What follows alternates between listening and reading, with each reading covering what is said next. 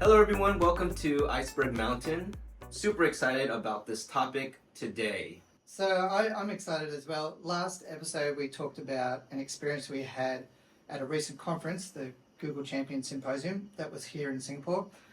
And it was an awesome event. It was 3 days and there were participants from a lot of different countries. It was from the Southeast Asia region generally, but we had people from Singapore, from India, from Malaysia, from Indonesia, there was a person there from Nepal, there was some people from America, there was some people from Australia, and it was just a really vibrant mix of people and cultures and ideas and experiences coming together. And we want to share some things that we talked about there in particular, which really focus on the use of video at school and what that medium does and multimedia do in our society currently and how we're teaching them and not teaching them at school. Yeah, we were asked to do a session on amplifying our voice, and it was focused on YouTube, but a lot of it is really about video making. And so when we talked about it, we wanted to be able to give people, one, an understanding of like why should we be teaching video at all? And then secondly, some tools to help them implement that in their classroom or with people that they're working with. And then further to that, really looking at like on a larger picture and a larger scale, why should we be teaching video? And one of the most impactful quotes that I've read recently about YouTube and the use of video in particular is that YouTube is as powerful as the printing press for sharing information, in the regard that never has the spoken word had as large a reach and duration as a book. And on top of that, it's free. So this idea that anyone can join YouTube, create a video and put their message out there, having that voice for people is pretty remarkable. Living in an age where that is possible, to have a voice as an individual on a global scale, is kind of amazing. I think this whole idea for this presentation really stemmed from, like, we were asking ourselves, why don't schools teach videography, video editing more? Because a lot of the content that people absorb now, it's not just newspapers, but it's a lot of video, Instagram Reels, YouTube, etc. So we kind of want to talk about our experience of videography, and hopefully you can learn some strategies on how to implement it in your own life, but also maybe in your classroom. As David just mentioned, we do feel that it's a little bit funny that in today's society, where we talk about developing 21st century skills and not knowing what jobs our students will go into as they grow older, that there's an area of this multimedia area, particularly in video production, that we know it is a big thing and we know that it's a huge part of our society, but very rarely in schools is it taught as a core subject. So for instance, like Readers and Writers Workshop, it's unusual to me that there's not a section in Readers and Writers Workshop that is analysing film and looking at what are the parts of film to create a story and how is that communicated, what are the subliminal kind of messages that are in there and those sort of things. So we want to kind of provide a case today of why we think that should be happening. And so in particular, one of the things that we looked at, we had people at this Google conference who work for YouTube who came and spoke to us about the metrics of YouTube. And they mentioned that there are 2 billion logged in users per month to YouTube, which when you think about that, that's logged in users and not just users. The scale of the platform is really outrageous. And the fact that we don't, as a core subject, teach kids how to produce videos for places like that is kind of a little funny. The other part that I kind of find interesting too is thinking about what employment paths are there available for our kids who be independent filmmakers. We talk about YouTube all the time and like what that means for us in our personal lives. And then we talk about people who we find aspirational. And there are people like Mr. Beast who, a lot of people obviously know about Mr. Beast, but a lot of people don't know about Mr. Beast. He's one of the most subscribed YouTubers that there is. And he makes all these wacky videos where he gives away money and does all these kind of things that seem really loosey-goosey and not well thought out or developed. But when you hear him speak to other people about the way he's developed his YouTube channel and the metrics he uses, the analytics, all the, the things we would talk about like math that is behind his production cycle, it's really incredible. And on top of that, when we think about employment paths, Mr. Beast was recently offered $1 billion for his platform, for his YouTube channel, and he knocked it back. That's crazy. Because he felt it was undervalued. So I think it's interesting too, just as a society, that a lot of people don't understand the scale of YouTube and what money-making opportunities there are available, even for young kids out there. And that's not to say that that's a reason to necessarily teach kids videography and filmmaking techniques, but I think it's an interesting thing to think about along the way. And I do also want to mention a couple of my whys of using video as a tool.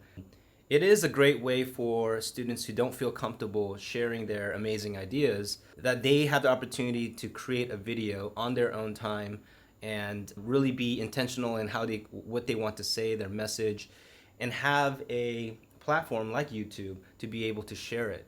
It is a very powerful thing because I do remember when I was young, I did not like to raise my hand and share ideas, but video has given me an opportunity to share my ideas, which is really awesome. Because not everyone wants to communicate their ideas in an essay or in the traditional products that students create in school. Another reason why I love video is that it helps you to communicate an innovative idea to others and try to have influence and convince them to try new things. A quote from Roger Martin, someone I look up to who is like a strategy guru, said, "It's not possible to prove analytically that a new idea is a good one in advance. If an idea is new, there's no data about how it will interact with the world." So yeah, I think using video to show, here, this idea I have, it's really innovative, it's new, we don't have data, but this is a great way to kind of influence people to get on board and try new things. And especially powerful within our context in education when a lot of people are really scared to try new things because they just don't know what will happen. And if I can add on to that, one thing that I love about the videos that you produce, David, around learning and how people might adjust to new curriculum and otherwise, is that it's accompanied by all these images and video that really show in place what's happening. It's not just a voice, it's not just words on text, but you can see it in real time, and it provides you with a much better scaffold for how to maybe implement it yourself.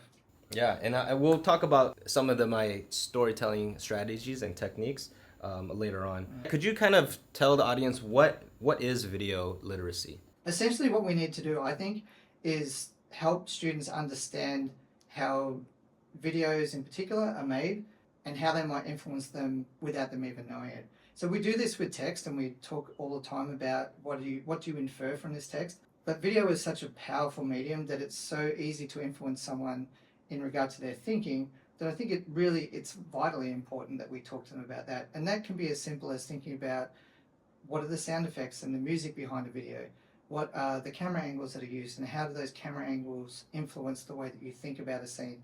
How does even like the direct lighting or use of white balance change the way that someone will take away either the message or how they might react to somebody in a film, just simply based off changes in color or changes in music and things like that. One of the things we thought we would do today, and it's something we did at this conference, is share with you some 4 basic tips that you could use straight away in your classroom if you wanted to try and teach some filmmaking. And these are just from, both Dave and I have been tech coaches at different times and worked with teachers to develop movies. And there are some simple things you can do to make your life a lot easier. So these are these 4 things. So the first one I think that's really important is planning. That old adage of failing to plan is planning to fail, I think it's 4 times more important in filmmaking than it is certainly with writing. We recommend using post-it notes for planning because it's simple. The kids always have some big crazy brain idea that's, and this is when the car blows up and everything, exciting happens. Get them to write that down first, put it down on a piece of paper, and with post-it notes you can move things around. So if that big exciting thing is here, then they can build up to it on either side, like build up your starting and middle and then get to your end at the other side. So planning is really important.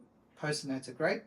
Teaching kids specific shot types. In particular, we look at 4 when we work with kids initially, and that's a wide angle shot, which is your setting shot. Where am I? What's happening in this video in terms of where it is? Medium shots, so that's for David and I, like when we take this shot of us both at the table, who's involved.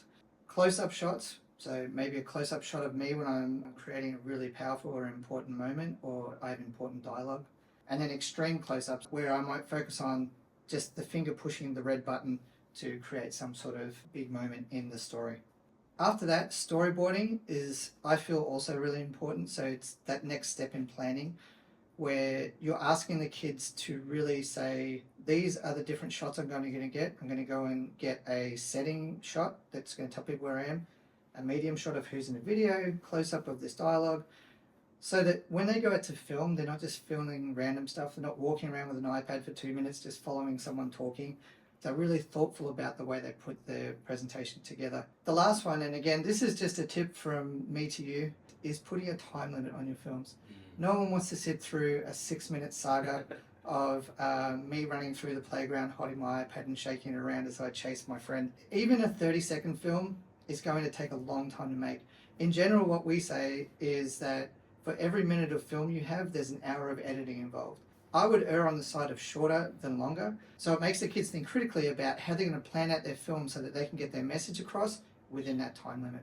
So for me, they're the 4 big things to teach, and we'll leave a link to some resources we created for our conference, and that will help you get much better results with your filming, hopefully. Part of the presentation we did at Google was storytelling as well. And I've been trying to incorporate storytelling into my videos. So I started with EdTech videos, just tutorials, which there's not much story in that. And then I started creating videos about the projects, the project-based learning experiences that I was designing. And it was just a great way for teachers to instantly understand, get an overview of what that unit would look like. But now I'm at a stage where I have a lot of these ideas about education, but I don't want to just sit there and provide a slide deck and start talking about some of these ideas. I would rather say it in a story. And currently, I'm just using videos to really influence people and really share my ideas, and hopefully that they take those ideas and try it themselves. Making videos for my school as well has been really powerful to trying to convince groups of educators to try different things. So I took a course called Storytelling for Influence from IDOU, and a quote that was mentioned by Jen Mayer, who is an IDEO design director. She stated that if you want to lead people to do something that's never done before, you've got to help them imagine what this new world could look like. You've got to describe this future state and touch people emotionally so that they can stop thinking with an analytical, naysaying minds and start seeing and believing with open, generative minds. And that's what great storytelling does. So I basically took some of the strategies that I learned and applied it to my videos. And the video that I showcased in our session, one of them was, I just wanted to show people how empowering technology is. Because before, at a certain time, we weren't able to do this, and now we're able to do this.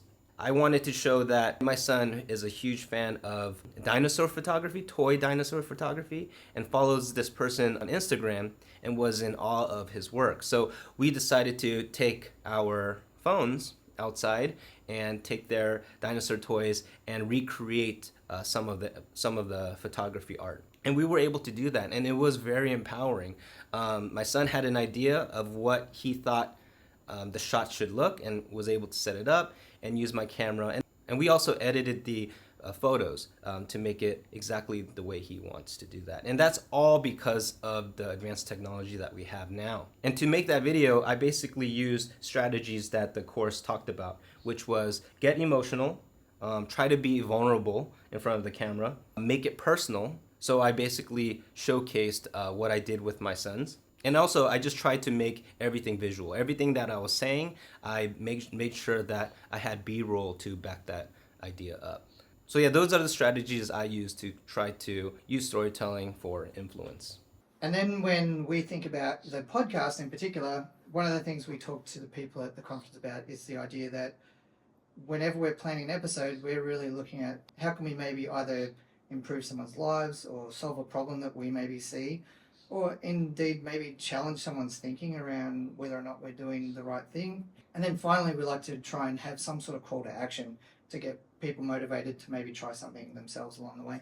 And at that point, that's where we really want to be able to call you to action, is to say there is a really strong reason to teach filmmaking in particular and understanding of how filmmaking techniques influence your thinking to students, and get them involved in that process of creating themselves so that they can really more deeply understand how that process works. So making videos and being involved in particular with YouTube has been a significant part of both my life and David's. And we hope that it's a great and positive influence in your life as well, and hope that you might be able to bring some of this learning that we've shared today to the students that you work with on the day-to-day. So as always, remember to be the iceberg And climb your mountain.